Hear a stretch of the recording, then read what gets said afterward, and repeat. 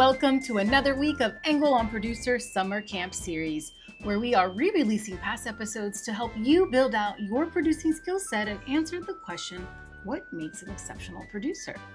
If you're new here, my name is Carolina Gropa, and I am the host of Angle on Producers, the show that takes you behind the scenes and into the shoes of producers across all corners of the entertainment industry. Thank you so much for tuning in. So, arts and crafts are very essential to summer camp. And this week, we're kind of straying away from the world of film and TV to peek into the very glamorous world of fashion and print production.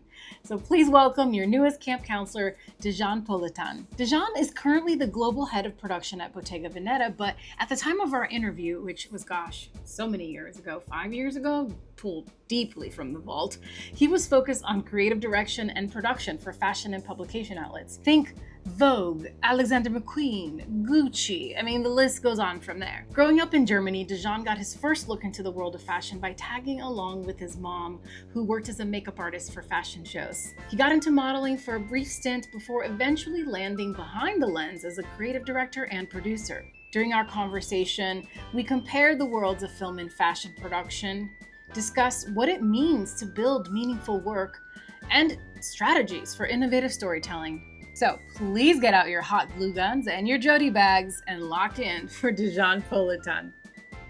Cool. Well, thanks for joining me. I found you I don't even know how I found you, but I found you on Instagram. And the reason I wanted to really talk to you is because I'm very interested in fashion and print and that whole world and how it functions. I'm just fascinated by it and the magic and the fantasy that fashion creates. And then I often see, it'll say in the credits or wherever it's posted, creative director / producer, and then it'll be someone's name. And I've done some branded stuff. I've worked with some ad agencies in a more traditional sense, but I was just so curious what that means and what the production in the print world, is what it all means, how it all comes together, and how much of it is similar or different from production as I understand it. And so I was like, you seemed really cool and you were obviously really approachable. I just randomly emailed you through your website and you responded, and here we are. So tell me a little bit about you, your background, and how you got and found your way into fashion. Okay, great. Yeah. It's funny that you mentioned Instagram. I think for us in the fashion world, it is the most important app these days. When models apply these days, people look their profile up before they even go to the professional website. And it's a bit like that also with producers and everybody. It's our connection hub, Instagram. Well, it's a very visual medium, right? And it's exactly, can't get more visual than fashion. And it's hands-on, easy to communicate. So it's quite popular.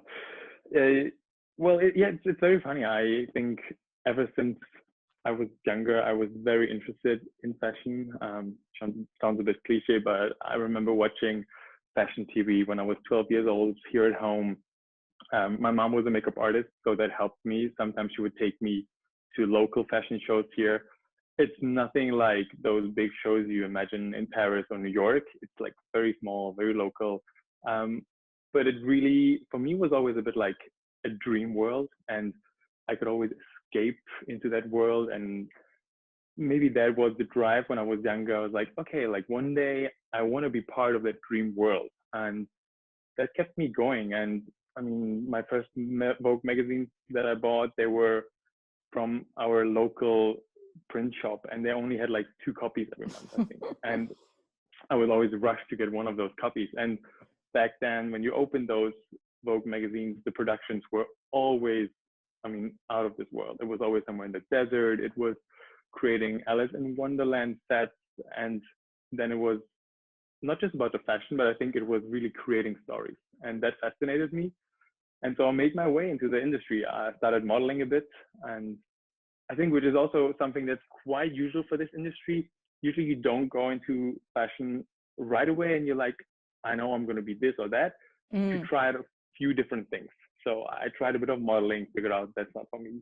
Then I worked a bit in a modeling agency. I was like, okay, behind the camera, I feel more comfortable. I feel more in charge. Yeah. Because it's the difference between modeling and acting, I think, is as a model, you really depend on if somebody likes you and your talent is limited. I mean, it look beautiful and it's very subjective. I mean, Right. beauty to somebody is that and this. And I think as an actor, you have more force behind it. And if you really nail your role, you can convince people. Right. So that's why I felt more comfortable behind the camera. And then I kind of realized, okay, Germany is not the fashion capital. And I need to get out of here. Like, I need to go somewhere else. And then London came in very handy. So I moved into London, started studying there at the London College of Fashion, which belongs to Central St. Martin's. So that to me was like the big entry into the fashion world. And from there, I really then just started working and connecting a lot. I mean, it was really about meeting the people.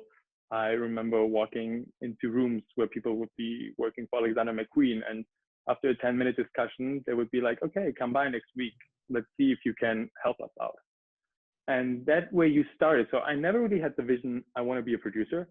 I wanted to be part of this fashion world. And then step by step, it got clarified. And until today, I always say I do creative direction and production, which I think is also very interesting. I don't know if it is that way in television or in movies, that you can say, I'm a director and a producer. Because sometimes I know with 100%.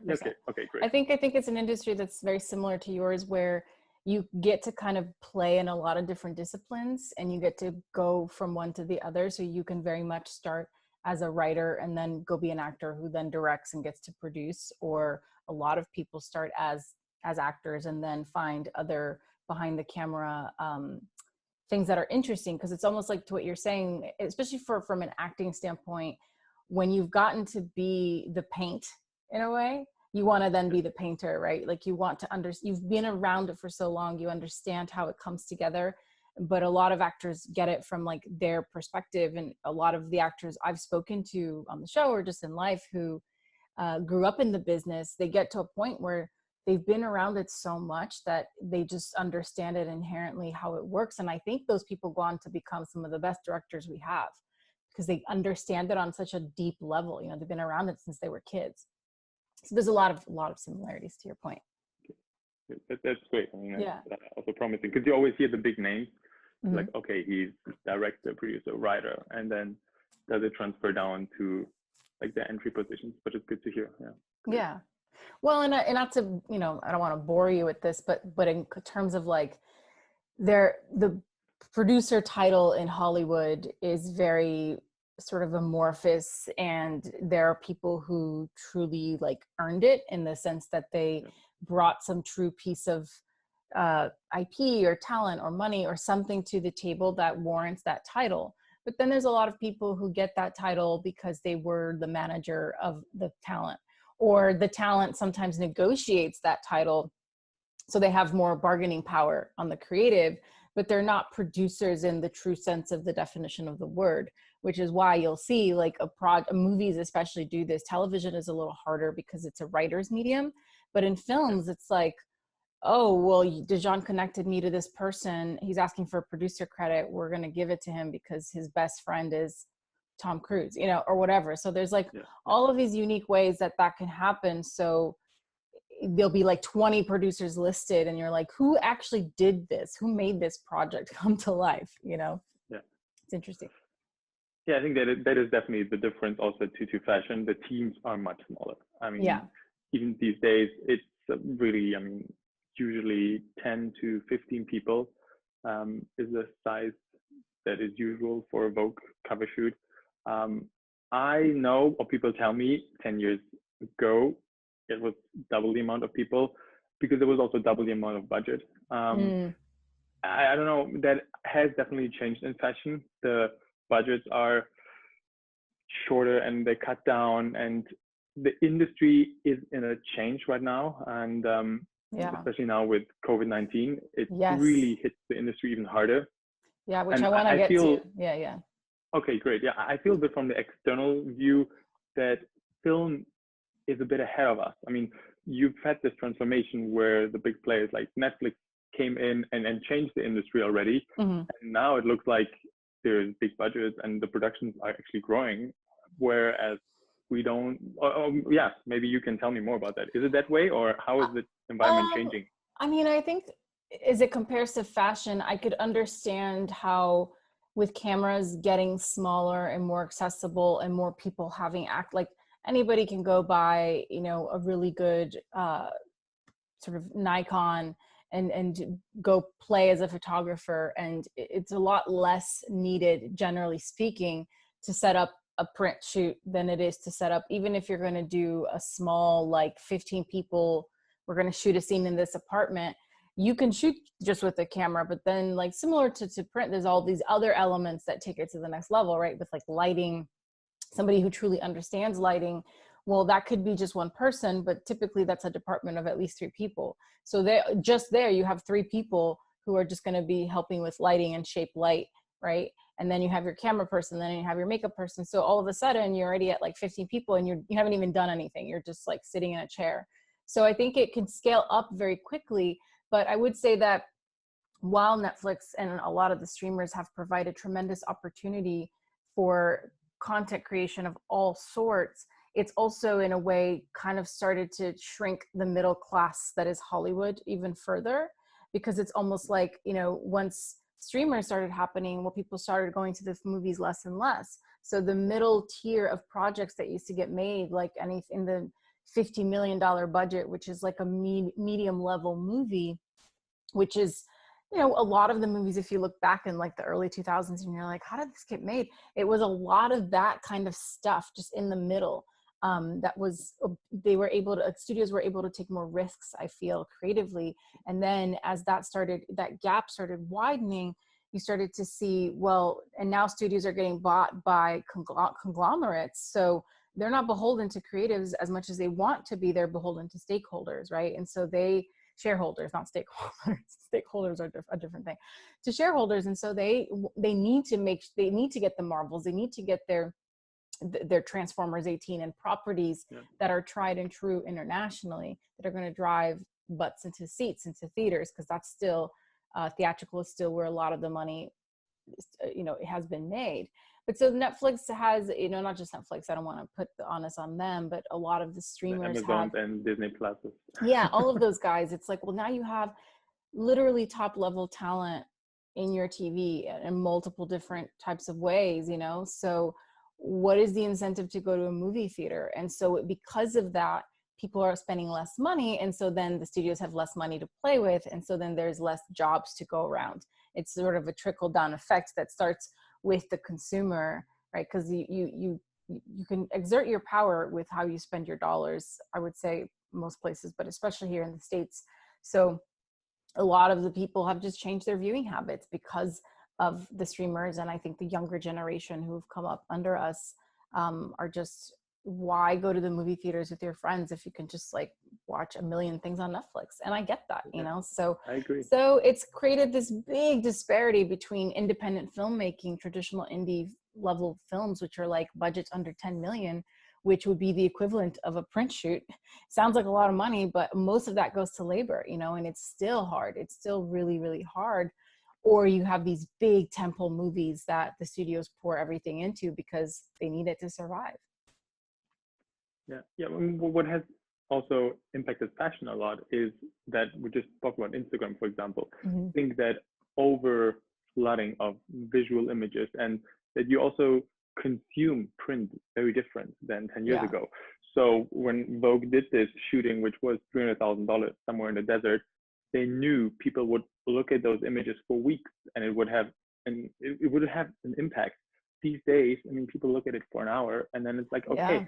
Plus, while Vogue still needs to spend $300,000 to go to the desert, an influencer can buy a plane ticket, go by themselves, and not deliver the same content. But that is the problem. People don't really care if it is the same. They're like, it's similar, and that's enough to them. So in some sense, I would actually argue that in fashion, the quality has dropped even a bit because we just need to be compatible and competitive with our social media influencers. They have become the new one people magazine, kind of the one brand magazine. Yeah, I mean, they hold a lot of power because they have the direct audience, right? So I'm so curious. There's obviously a lot of big sort of models that exist on Instagram, but I'm curious, like, how the energy is behind the scenes, the temperature, like how the industry really feels about it all, you know? It's like, is it a necessary evil, or would you say the fashion industry is quick to adapt to this is the new way forward and they're just going to make the best of it? Or is there a lot of sort of hesitation by some people behind the scenes? It's both, I think. And in traditional print, Vogue, and not to say Vogue, but also Elle magazine and Harper's Bazaar, they still work with prestige models, and they still kind of have that vision, especially the higher end it goes on the fashion side and on the brand, they still stick to models. But then they use influencers for events, and then they use influencers to kind of distribute once that shoot has been done or once the collection has been shown with models. They come as guests and they kind of use them as billboards. That's nothing negative. I mean, yeah, they get it's a great visual. Really well. I mean, I think they get better paid than some billboards on Fifth Avenue in New York. So it's kind of a win-win situation for both. And that I think makes it easier, because I see it sometimes. We had some shootings with influencers in the past as well. A model, you don't need a degree to become a model, but there's a difference once you've done 100, 200 shootings, you perform and you know what you need to deliver. While an influencer is so focused on taking pictures by themselves, and they're not actually an on-camera personality. We see that when we have shootings, like they come every 10 seconds and like, can I see that picture? Can I look at that? There is more of they don't have that feeling like, okay, there's 20 people around me and they expect me to deliver. They're more used to like, okay, I'm in my own world and I know how I can perform in front of my phone. So that is very different. Yeah. Yeah, it's interesting because it's like, it's an art form, I think, modeling. You could say it doesn't require a degree, but as someone who has been photographed by professional photographers, it's not easy to look effortless, you know? And you see some models do some crazy ass stuff where they're weird shapes and holding a purse, like all weird, but they look like they were born like that, you know, like they're just like this, like totally normal to them. And there's just, I don't know, there's something about it that is magical. And I think that it is a true skill and a talent that you learn. So I could understand how, if you've been doing it for so long, you have the confidence that the team who's watching the monitor is going to guide you with the minor adjustments to get the best photograph. Whereas if you're an influencer, you're used to, like you said, doing it alone and having to constantly check and see, am I doing it right? Yeah.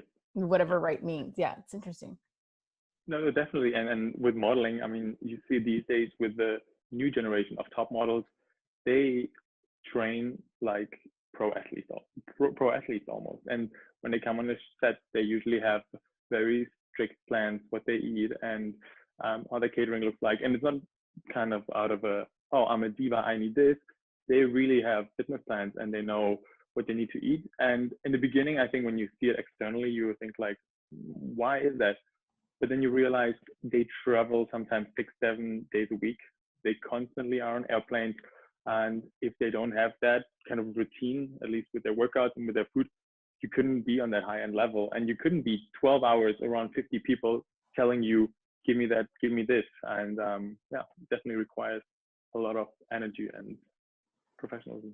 Determination, for sure. Like, absolutely. You know, you really have to love it. I mean, I think there is this generation of like, you know, the supermodel world, like that's gone, you know, like Giselle, like the Naomi, like all of these women that have like are on one name basis, like that were truly created and plucked from obscurity. Like that time I think is gone, right? Would you say? Yes, well, there's the new girls like Bella, Gigi Hadid, Kendall Jenner. They are also, I think, the supermodels of new generation. But I think what has definitely changed is when those girls come on set, they are actually the nicest people from the entire crew. They are the most present. They are very approachable. It's no longer, I mean, I wasn't around when the 90s were there, but from stories that I hear from people, sometimes top models would show up 6-7 hours later. That you don't have with the new generation. They are very aware they need to perform and they need to deliver. I think that has changed a bit from this, like, I am the greatest in the world. Sure, but wouldn't you agree that like they also are so trained, whether it's subconscious or subconscious, that there's cameras everywhere now, right? And in real time, whereas these back then in the 90s, like somebody could write something about you, but you never knew if it was true. And now you can literally have 10 people be like, oh, Bella Hadid's acting this way, let's film it, upload it, and instantaneously it could damage years of what she's been building, right? So there is a huge investment, and I think it's the right move. It should be like this anyway, but to really show up and walk the talk, you know what I'm saying, that you're preaching, because it's like a performance a lot. It's like a it feels to me like, what are they called? It's like a live performance, not an installment. Yeah. What do they call it? What is it called? Art performance. Yeah, yeah. You know, where you're like sitting on a chair in a Installation. museum, like you're an installation. It almost feels like these women have to be constant living, breathing art installations, because they can't drop the ball at any moment, because there's so much on the line. They've created this image and now they have to live up to it all the time. So even when I think the only time they're able to truly turn off is when there's no phones around and they're alone going to bed. You know. Yeah. It That's sounds very like, true. yeah, it sounds like a lot of responsibility, but you know, they're hopefully love it and are getting paid well, obviously, and hopefully it's good. But that topic you mentioned, with the pressure of everybody's recording and everybody could put out something there, I think it applies to the entire team. And that has definitely changed in the last couple of years since the Me Too movement, which also took place in fashion. And you can see it with photographers, with stylists, with everybody on the production. People are more cautious, even with jokes. I know 5 years ago, it would be easier to make certain jokes. And now, even though people know it's just a joke and there's nothing bad about it, you're very careful. Yeah. Are you going to use a funny nickname on somebody or not? And I actually think it is for better, definitely.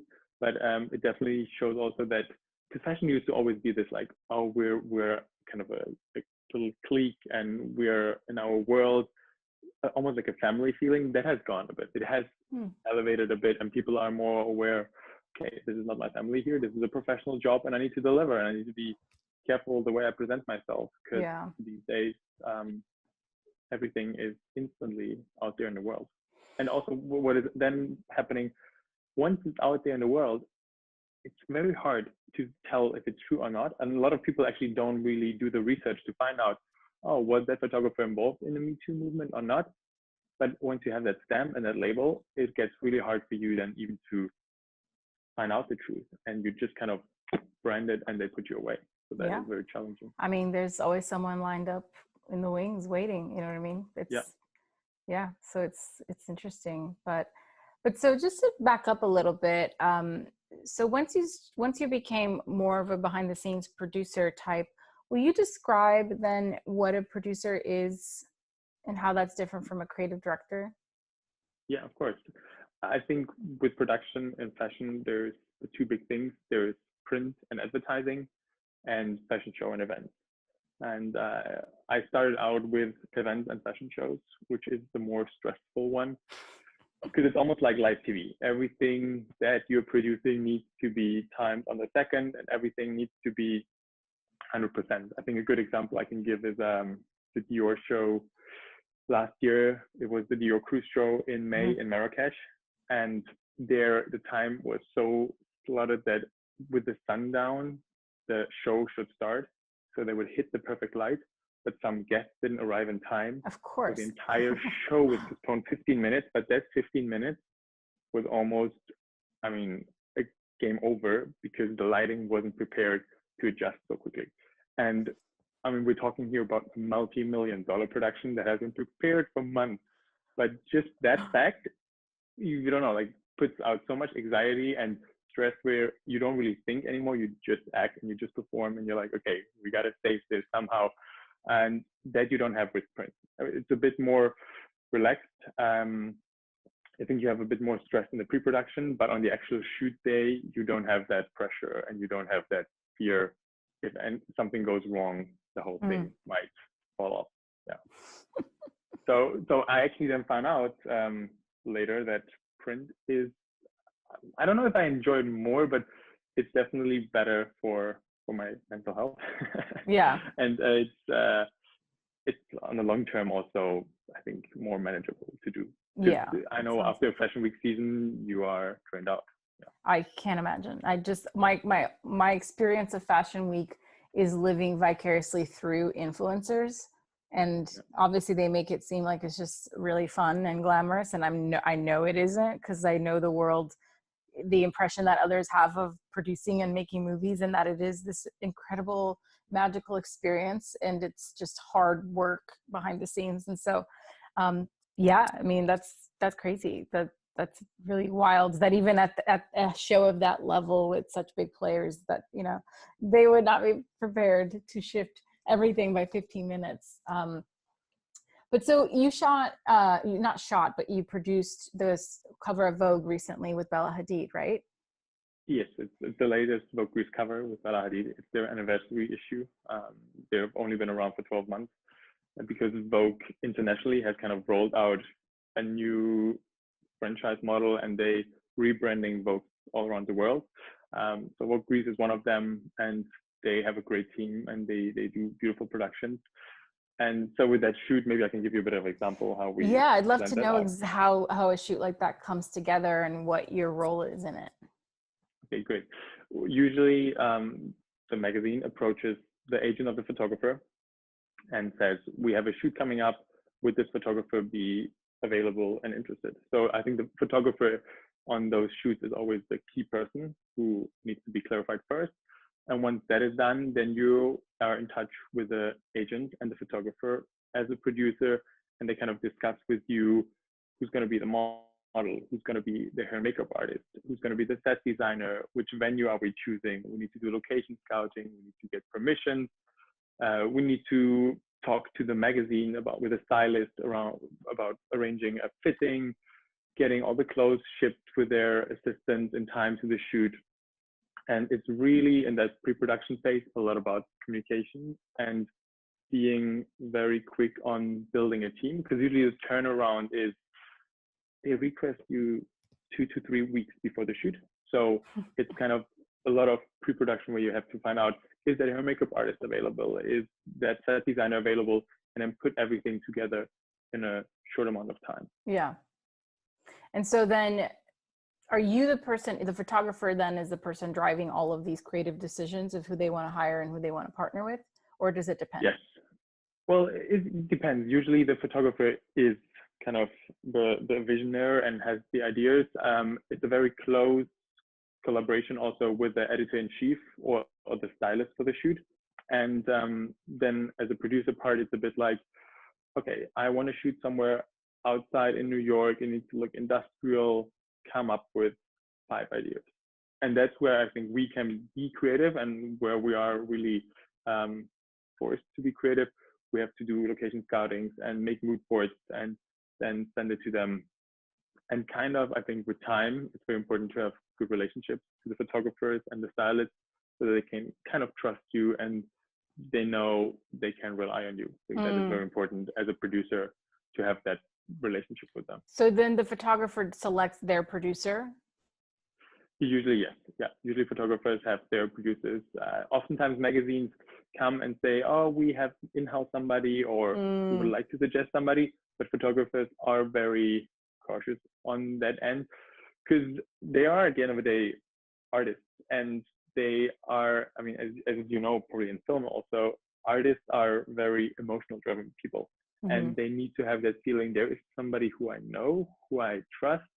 And I had shootings where the photographer changes their mind 2 hours before the shoot on a certain location, and you need to act very quickly. And what a photographer usually doesn't like then is a producer starts arguing with them and gives them even more anxiety. There it's just about, okay, I know what he wants from me, and I know he knows that he will get it from me, and he knows that I can deliver it to him. So that's why they prefer to have their routine. Their people, yeah. Yeah. Yeah. So then, okay, so then your photographer brings you on, you're responsible for, you know, a lot of these getting these elements to them to help shape the vision? And then are you also prepping the schedule ahead of time and communicating with all of the rest of the team members, a crew, I guess, I don't know if that's how you guys would call them, the crew, to, okay, we're going to be here at this place at this time, and this is where hair and makeup is going to be done if you're on location and not at a studio, and then if there's a car that's going to take you from, like, all of the logisticals, is that all you as well? Exactly, yes. You work very tightly there with the agent then, that is kind of the management, and you discuss flights, you book hotels, you take care of all of those things, and then you build up the call sheet. The entire industry, we all live by that call sheet that gets sent out the day before, which everybody is very nervous if it doesn't hit the mailbox till 6 in the evening. Then agents and makeup artists and everybody is freaks super nervous. Out. Where's my call sheet? Where's my call sheet? Yeah. So that is very important. And you got to arrange everything, like the motorhomes, the catering, everything to be there. And then with that moment, when the call sheet is over, you kind of enter phase 2, when it's the production time. And as a producer, you have to be the first person on set, and you have to be the last person leaving the set. So, and it is definitely not as glamorous as people always think when they feel like, oh my God, wow, you produced it. Like, yes, I produced it, but I also had to make sure at 5:30 in the morning that the first truck who drops off the set is on time there, and everything is working well. The makeup people sometimes don't show up until 9. You already work 4 hours. Oh yeah. And so then and how long is a day typically? Is there? I would say for the producer, it usually starts around 5 to 6 a.m. in the morning, usually, because it depends also if it's in studio or on set. On set, definitely that's early in the morning, because you're depending on light and on the environment. In a studio, sometimes you can be there also at 7, and then you start prepping up everything. And the studios in New York and LA, I think Pier and Milk are two good examples, are so very well organized studios. So they help us, the producers. And so it's like a 12-hour day, would you say?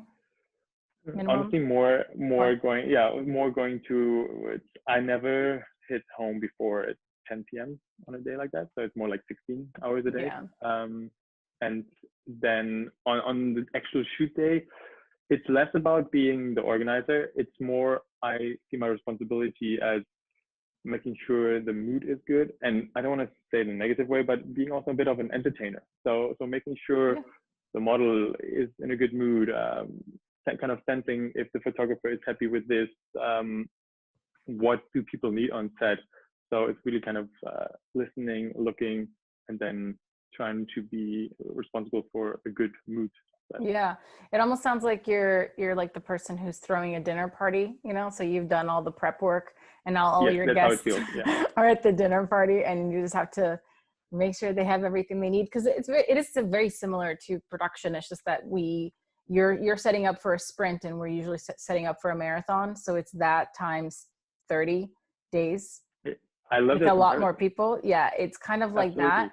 But there is still this sense of like, if you've done everything properly in prep, when you get to the actual production day, there's not much to do. It's like you're problem solving in real time, because things will come up. But you shouldn't be looking back at something that, like, you shouldn't start thinking about what time lunch, you know, when lunch is getting delivered the day of the shoot. Like, that stuff should have been set up weeks in advance, you know, stuff like that. Yeah. So it's interesting. Okay. So then you finish your shoot day and you've shot the cover, or you've shot the print has been shot. What's the next steps for you as a producer? Are you involved at all in any of those steps, or do you walk away and you're ready to start the next thing? No, then comes the third phase, which is the post-production, which I have to admit was for me kind of the hardest to get into, because that's then where it's like you do all the financial stuff, you do the invoices, you compare all the budgets that have been spent. You sometimes have to go back to magazines and tell them, oh, actually we spent a couple of $1,000s more than we had, and then you negotiate things. You talk to the photographer and you kind of help them with their post-production when they have to send images for proof corrections before they go into print. So there still is a lot in that post, and it's very important that you kind of are very precise on that. I, at the beginning, always thought like, oh, it's fine, you just write some invoices. And then I realized, oh, it's not that easy. Like, you do have to be very precise, and you can't be taking it too easy. It's like a serious then 2-day office job where you sit in front of your laptop and Excel is your best friend. Yeah, Excel is the best. Excel, yeah. I pronounce it always different as a German. Wait, how did you say it? Excel?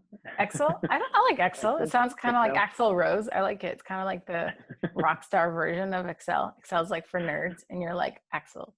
That's cool. Yeah, I love that. No, there's so many similarities. I love it. It's so cool to learn. Okay, so then, now that you've been doing it for how long as a producer? Well, 3.5, 4 years now. Yeah. Okay. But I've been in the fashion industry for 10, and on the production side, I've focused now for 3.5 Yeah. years. So then you've been in it long enough that I'm curious, what misconceptions do you feel that others in the industry or completely outside who don't know anything about it, what misconceptions do people have about producers? Are there any misconceptions?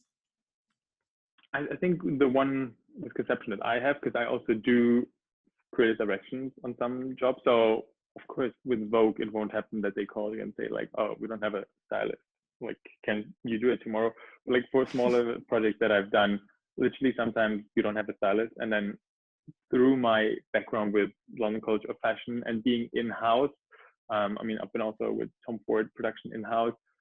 They require a lot of style and design expertise from you. So I feel very safe going on a shoot and honestly even styling. And on smaller projects, it definitely is a nice way then to put that creative input and also be more the drive on like, okay, this is how we're going to do it. This is how it's going to look like, not just the organizer.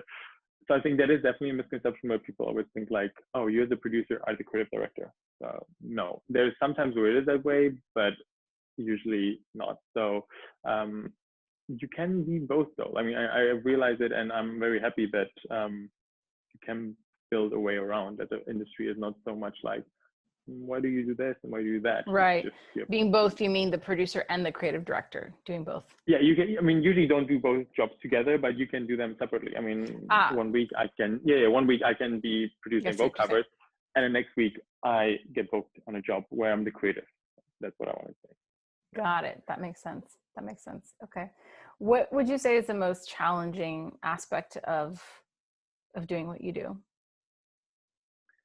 I think you, and I don't want to say negative, but like it's definitely challenging because you're around a lot of personalities. And on a shoot, for example, when we shoot with Naomi Campbell and a star photographer and a star stylist and one of the top hair and makeup artists in the world, it is always finding your way into that and knowing there's a lot of people who come with demands, because the higher professional people they have very certain expectations, and they need that high end kind of delivery. So that is definitely something you have to cope with in the beginning, because like I remember being on one of my first jobs and 6 people come on you and say, this doesn't work right, this is not here, this is not there, and you feel kind of overwhelmed and you feel like, oh, this is too much for me. And then you have to take it kind of with a breathe in and be like, okay, it's not personal, they just expect, and that's my job. So managing all these talented people on one set. And I don't know if that is a good question. I wanted to know. I think with film, it's very clear the hierarchy, like the director and everybody follows the law or the word of the director. Whereas in fashion, yes, the photographer is the main character, but the other people still have their voice and their opinion. And sometimes it feels very, it's liberal because everybody puts in their input, but it also can become a bit chaotic, when the photographer says, I don't want to do this, where the stylist says, no, let's do this. And then you're in the middle as a producer, you're like, okay, who do I listen to now? Because I know one, I'm going to disappoint. Is it that way with film, that it's like really, okay, nobody has anything to say when the director says it one way? On the best sets, no. The spirit of independent filmmaking, particularly, which is the world I operate in, is very collaborative. I would imagine if you're coming into a television show that's, you know, where a director is more of like a for hire gun that's executing a vision and a plan that's already there. I would imagine there's a little less room for creative input in that sense. But in the world that I come from, a lot of those conversations, I think it's just a matter of time. We have, while we still don't have a ton of time, we have more time than a print shoot. So, you know, sometimes you have 6 weeks of prep. So in all of that time, you're having these conversations with the department heads that you as a director have brought on, whether because you knew them or they were recommended by producers, but you met them at some point. Every director signs off on their department heads because there's something there that they want to collaborate with that person on. Yeah. So you kind of know, and as a producer, it's a lot of like knowing the personalities ahead of time that are going to be best suited to work with that director. So there's somebody who could be really, really amazing, but you know that it's going to be a clash of personality types. So sometimes it's helping people navigate, but some directors come with their team, they have their people. So it depends, you know, it just like depends on where that director is, how much they've been working. I work with a lot of directors who are sort of, you know, I wouldn't say new, they have been around the business for a long time, but they haven't never been given the reins to make their first features. So then we as producers support them by giving sort of recommends to all of the kinds of people that we think would be great. But from that moment, you know, once you're prepping, like there's the prep period is where it's all made. I mean, if you prep, like you were saying, if you prepped something well enough, day of is just going to be execution. And yes, there'll be a tons of things and tweaks and problems to solve, but you've done enough of the homework that you're not going to, hopefully, if you have someone who's truly a team player, you're not going to be sitting there having an argument. This happens a lot with directors of photography and production designers because they have to work very, very closely together. And there's many elements that are crossover elements. So an example is there's a scene, and in the scene of this apartment, there's a light that's a practical light that you see in the world, right? It's not just lighting the actors. Well, that light is now part of set dressing, which technically is a production designer's domain, but the light itself, the temperature of the light, all of these things, the angle of the light, that's your director of photography. So you can sometimes, you know, I've seen this on previous projects where, you know, you have these conversations ahead of time, the day of, okay, well, we want this light over here. Well, the DP doesn't like the light there. And the production designer is like, well, but if you move this light, it doesn't, now you've ruined the symmetry of my set. So you can't, you know, so there'll be a lot of these kinds of things that come up on the day, but the best of people find a way to move forward quickly because time is money and you've spent all of this time prepping. So you have precious, you know, 20, 30 days to execute an entire world, and there's a lot of money and time on the line. So it's in the best interest to move quickly. That's why you do as much of that heavy lifting up front, because you're not going to have the time. It's like you have the time, but for every minute you're spending having these conversations, it's a minute of footage you're not getting. It's a minute with your actors you're not getting. So the director gets to make that call, right? If you want to be nitpicky about something that should have been established ahead of time, that's fine, but we still have to be done with the scene by this time, and you're going to get what you're going to get. So you pick, you know. So there's a lot of that. It's like I always like to say, we can do anything. It's just a matter of time and money, and it's a creative decision. It's like we can do all of the things, but these are the compromises that come with that. So then you get to tell me which version of this you want to do, and we'll make it happen. You know, and so you really empower your creatives and your directors to problem solve together with you, as opposed to being the producer that's like, this is how we're going to do it, and da da da da, and you're telling someone how to do something. It just doesn't breed the best energy on a set. And to your point earlier, like if it's one day, it's hard to stay up and be the party host for one day, but when it's 30 days, it's really hard because you're 16-hour days every day minimum, and you're not off on weekends as producers, because if there's a problem, you're the person dealing with it. So you really are plugged in to the outlet that is production for months, because you can never drop the ball at any moment because it's all sort of on you. But there was something you said, and I wanted to come back to it. You were saying how, you know, dealing with all these personality types can be one of the most challenging parts of it. So I was curious how you have personally managed in your own ways, I guess, of decompressing or whatever. What does that look like for you? How do you let all that go to continue showing up and doing your best work? I mean, I think a good example is the first time I was on set with Germany's Next Top Model. That is where I have a bit of television experience as a freelance producer, and we were shooting with Heidi Klum. And I remember, I think I was prepping myself, listening to Eminem "Lose Yourself," and I was like, okay, I'm gonna go there and perform. And I think I even imagined, like, after one day producing with Heidi Klum, this was my best friend. So then you show up on set and you realize, wow, there's 50 people here. I'm not gonna be best friends with her. And I think there that day I was very much like, okay, let's not make a mistake. Let's not make a mistake. Everything has to be perfect.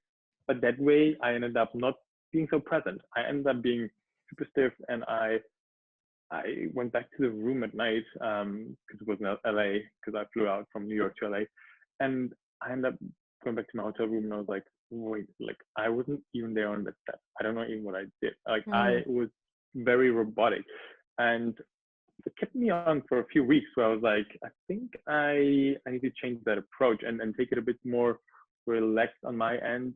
Like, yes, really be super precise and be focused. I think focus is an important word, but then also realize we're humans and there will be failures and there will be things that are not running smooth. And in order to then cope with those things, you need to be present in that moment and relax and not have the fear that if you do something wrong, it's gonna become a disaster. Like whatever it is, you have to find a solution to it. And I think that approach then helped me changing it and going away from that. It all needs to be perfect and I need to perform. Yeah. Like, okay, I want to be my best self. And something that I always live by, and it's very important to me, be very nice to everyone on set. It's super important to me. I think you never know, first of all, where people are going to end up. I remember when I was on my first Tom Ford set, back then there was somebody who used to be a hair makeup artist assistant. Now he himself is a makeup artist who works for Vogue. So, I mean, if I would have not been nice to him back then, and then you see him now on set, it's like, okay, hello, karma is a bitch at the end of the day. So it's very important to treat people nice. And I think what's even more important is if people sometimes don't treat you nice, because it gets, like you just said, sometimes time comes in and budget pressure, and some people sometimes don't know the way they articulate themselves the best.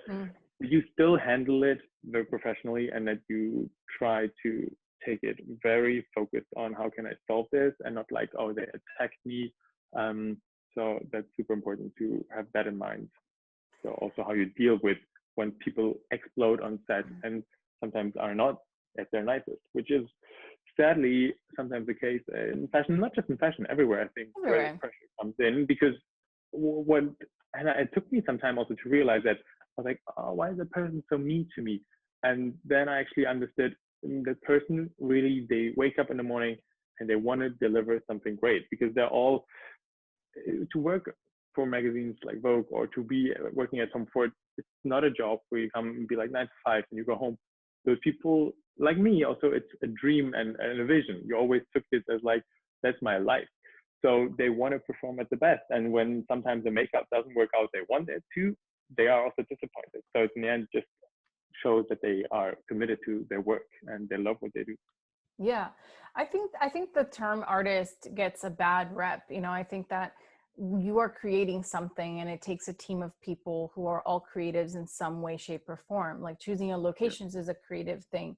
So to me, it's like you have all of these collaborators, and it can be as small as 10 people or 100 people. I think even on our sets, like a PA is a collaborator. The guy who is moving the light around and moving cable is collaborating. And so all of that stuff is important. And I think nobody gets into these fields because they're like, oh, you know, I really love just like moving gear back and forth. It's because they love the art form in some way, shape, or form. So I believe that, you know, when I look at people on my set, I'm like, all these girls, all these men and women were boys and girls at one point who like were mesmerized by something about this film industry and the magic of movies, that they wanted to be here. And now they get to be here in ways that they can contribute with the talents that they bring to the table.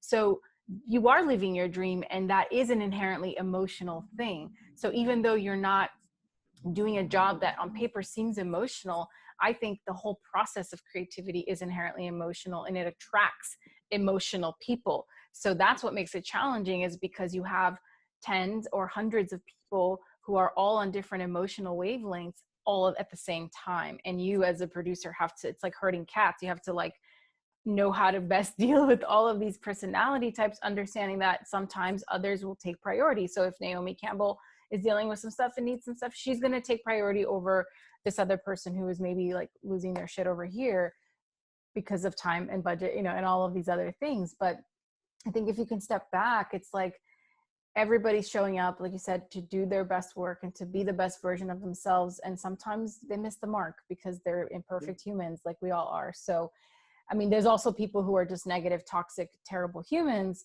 But I think that those people, you know, they're coming from a place of pain in their lives, and you're not going to change those people. Like I would always like to say on my sets, like, well, I can't make them a better human. I just can't. Like that's a choice they have to make for themselves, right? So I can only work with what I'm given. And if you exhibit negative personality and a toxic energy all the time, then it's just not, I'm not here to rescue you. And I'm not going to be able to keep you on my side because you're infecting a lot of people that are showing up to do work that is very demanding. And that is my job, to protect this collective that's inside this, you know, this cocoon of creativity to do the best work. From a business perspective as well, you know, it's like all of it is impacted at the micro level that then impacts the macro. So absolutely. yeah. And I also like to think, I mean, Michelle Obama said this great word: when somebody goes low, you always go high. And that always sticks with me. I mean, because somebody screams at me, I have two options. Either I stay patient, or I also become panic and scream back. But I know one thing for sure: situation is not going to get solved if I also start screaming and panic back. So that's something that is, I think, always good to consider.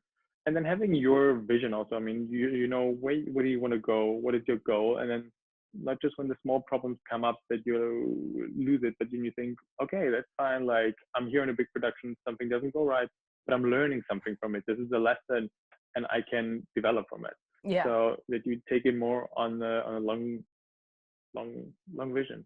Yeah. No, absolutely, absolutely. I want to be mindful of time just because we are almost at the hour mark, believe it or not. Oh wow. Correct. Oh wow. That went quickly. I know I can talk forever. So if I don't like keep myself on check, like we'll be here for 3 hours and you're like, I gotta make go. 2 of us. I gotta go to sleep. You and I should never host the Oscars then. I know, right? Maybe we'll do it on a streamer. It's just a 24-hour event. You can tune in whenever you want. That would be great. Yeah. Right. But I have a few more questions, and if there's anything I don't get to, obviously let me know. We can touch upon it. But so one of the things about my show and the podcast, and the reason I started it, and the name Life with Caca, which is sort of this play on my nickname and talking about the messy parts of life and the messy parts of our journeys. You know, I'm sort of like a junkie, and I'm obsessed with how people navigate the true challenges of their lives, and the moments when things haven't gone the way you thought, and maybe there was a year or two where you weren't working, or things weren't happening, or there wasn't forward progression, whether in your career or in personal parts of your life, you know. And I'm just so fascinated by what is it that makes people push through personally, like in their own journey, and how they do that. So I pose this question to you because I'm curious, has there been a time, I mean, you're so young, you're still just in the infancy of your career, but you've also been around for almost a decade, you said. So you've been in it, you know, you're earning your stripes. And so in that time, has there been this tremendous challenge that you faced, and how have you gotten through it? Yes, definitely. I think, to be honest, challenging times happen almost weekly. But one period that I know was very challenging is when I came from London to America, and I sort of was in a good run in London. Finished my degree, worked for a few companies, and I was like, I thought like, oh, this is going well. I know people. I'm a bit established, and you come to New York, and nobody really knows you, nobody cares. And for months, I was like sending emails, trying to get meetings. Then you get a meeting and people listen to you for 5 minutes, and then they tell you they get back to you and they never get back to you. I think that was a time where it was very difficult to stay positive and to feel like, oh, I'm living my dream. It felt a bit more like, I don't know if that is right what I'm doing. You start to question everything. And I think confidence, it takes a lot of time to build it up, but you lose it very quickly. Mm. Um, so I think in that period, for me, what was very important is to go inside me and really like be like, what is my vision and what is the meaning that I have behind this job? And um, one of the reasons, and then I always thought back when I was a child, it was always a dream for me, a dream world, and it gave me a feeling of happiness, and it excited and entertained me. And that's something that I wanted to keep on even while working on these projects. I always wanted to have that positivity with me. And so, I mean, I know from that Germany's Next Top Model job, which is a good example, when they actually didn't book me for working with them on further episodes, I think I was, for, like I said, for a few days very down, but then figured out, okay, how can I actually grow from this? How can I learn from this? And I reached out to other people. I took some new roads and went into new directions. So never really letting go just because it doesn't work for you. I think it's super important, but to have that patience, because I see in my generation these days, there's a problem and a big thing doesn't work out. We throw our hands up and like, oh, it doesn't work, I'm going. But no, to say I'm sticking because I know I chose it and I believe in it and there's meaning for me to it.